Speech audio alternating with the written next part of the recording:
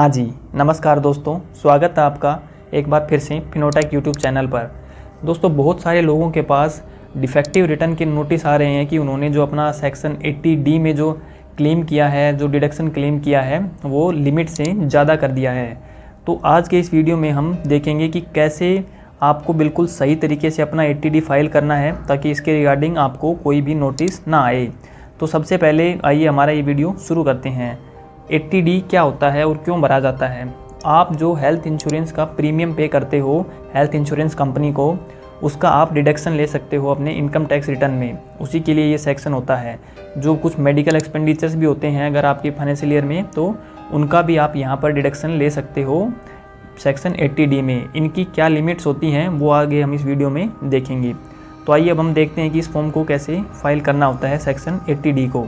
तो सबसे पहले आपको यहाँ पर सिलेक्ट करना होता है कि आपका या फैमिली का कोई मेंबर सीनियर सिटीज़न है या नहीं है। तो हम यहाँ पर नो करके आगे चलते हैं कि हमारी फैमिली में कोई भी मेंबर सीनियर सिटीज़न नहीं है। यहाँ से आप सिलेक्ट कर लेते हैं, कर सकते हैं है या नहीं है। तो हम यहाँ से नो रख के आगे चलते हैं। तो जब हम सीनियर सिटीज़न यहाँ पर नहीं लेके चल रहे हैं तो हमें जो मेडिकल एक्सपेंडिचर वाला जो ये देखिए कॉलम है, ये हमें अवेलेबल नहीं रहेगा फिल करने के लिए। अब हम सिर्फ हेल्थ इंश्योरेंस और प्रिवेंटिव हेल्थ चेकअप, इन दोनों के लिए ही अपना डिडक्शन क्लेम कर सकते हैं। तो जो हेल्थ इंश्योरेंस है उसकी लिमिट होती है 25,000 रुपये। आपने कितना भी प्रीमियम पे किया हो, चाहे 50,000 किया हो, चाहे 1 लाख किया हो पूरे फाइनेंशियल ईयर में, लेकिन आप यहाँ पर डिडक्शन में 25,000 रुपये से ज़्यादा नहीं दिखाएंगे। ये आपको अच्छे से ध्यान रखना है। इससे ज़्यादा अगर आप दिखाएंगे तो आपके पास डिफेक्टिव रिटर्न का नोटिस पक्का आएगा। अब ये 25,000 जो रुपये की लिमिट है, ये इसका भी एक क्लोज है कि अगर आपने ये कैश में पे किया है तो भी आप इसका डिडक्शन क्लेम नहीं कर सकते हो। ये पेमेंट ऑनलाइन मोड से ही होनी चाहिए या किसी चेक के थ्रू होनी चाहिए, तो ही आप इसका यहाँ पर डिडक्शन क्लेम कर सकते हो। तो अगर आपने ऑनलाइन पे किया है या चेक के थ्रू किया है तो 25,000 रुपये तक का मैक्सिमम आप यहाँ पर डिडक्शन क्लेम कर सकते हो। और जितना आपका बना है, अगर 25,000 से कम है तो मान लीजिए आपका 21,000 बना है तो आपको यहाँ पर 21,000 ही क्लेम करना है।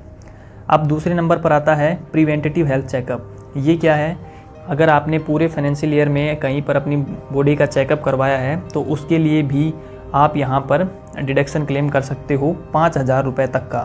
5,000 रुपये की इसकी मैक्सिमम लिमिट है। अब आपने चाहे चेकअप के लिए 25,000 रुपये वेस्ट किए हों या फिर 10,000 रुपये यहाँ पर व्यतीत किए हों, सिर्फ 5,000 रुपये का आपको यहाँ पर डिडक्शन दिया जाएगा। ये इसका एक पार्ट था। अब हम चलते हैं दूसरे पार्ट पर। जो दूसरा पार्ट होता है वो अपने पेरेंट्स के लिए होता है। पेरेंट्स के में आपको यहाँ पर सिलेक्ट करना है कि आपके पेरेंट्स सीनियर सिटीज़न हैं या नहीं हैं। तो हम यहाँ पर सिलेक्ट करेंगे कि हमारे पेरेंट्स सीनियर सिटीज़न हैं, क्योंकि अगर हम सीनियर सिटीज़न सिलेक्ट करेंगे तभी हमारे पास मेडिकल एक्सपेंडिचर वाला यहाँ पर देखिए जो ऑप्शन है ये भरने के लिए अवेलेबल रहेगा। तो ये आपको समझाना है। इसके लिए हम यहाँ पर जो पेरेंट्स सीनियर सिटीज़न वाला केस ही लेके चलते हैं। यहाँ पर जब हमने सीनियर सिटीज़न सिलेक्ट किया है तो जो health insurance, preventive health checkup और मेडिकल एक्सपेंडिचर, इन तीनों की लिमिट मिला के निकल के आएगी 50,000 रुपये। 50,000 रुपये का आप यहाँ पर डिडक्शन क्लेम कर सकते हो इन तीनों सेक्शंस में। यहाँ पर आप मान लीजिए आपने 20,000 रुपये का हेल्थ इंश्योरेंस पे किया है पेरेंट्स के लिए।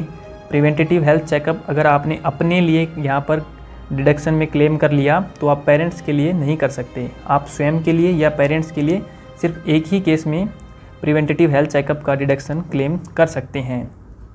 अब मेडिकल एक्सपेंडिचर, इसमें आप क्या दिखा सकते हैं? मान लीजिए आपने पेरेंट्स के लिए जो हेल्थ इंश्योरेंस लिया था उसका जो प्रीमियम था वो 20,000 रुपये था, वो आपने यहाँ पर डिडक्शन में अपना क्लेम कर दिया।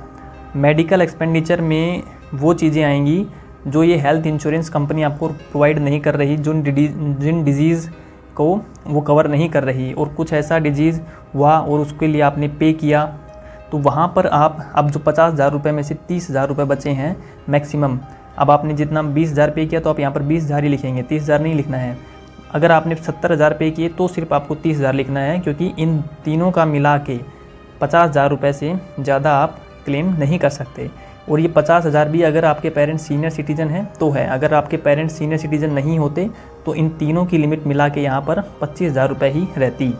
आई होप आपको ये समझ में आ गया है। तो इस वीडियो में दोस्तों इतना ही। आई होप जानकारी आपके समझ में आ गई है और अभी आप अपना ATD सेक्शन फाइल करते समय गलती नहीं करेंगे। वीडियो में बताई हुई जानकारी अगर आपको अच्छी लगे तो वीडियो को लाइक शेयर करना मत भूलिएगा। इसी तरह के इन्फॉर्मेटिव कंटेंट के लिए फिनोटेक यूट्यूब चैनल को सब्सक्राइब जरूर से कर लीजिए। मिलते हैं जल्दी किसी और इन्फॉर्मेटिव वीडियो के साथ, तब तक के लिए टेक केयर, अलविदा।